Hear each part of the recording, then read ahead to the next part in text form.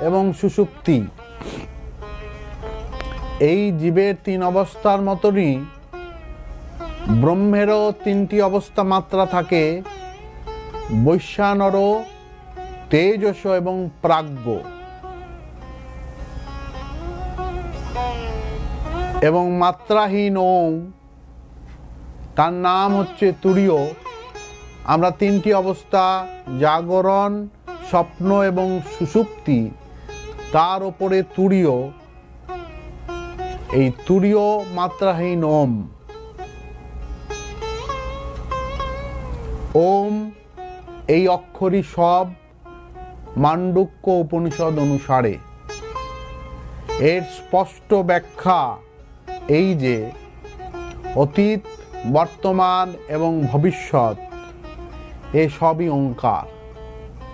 কালাতীত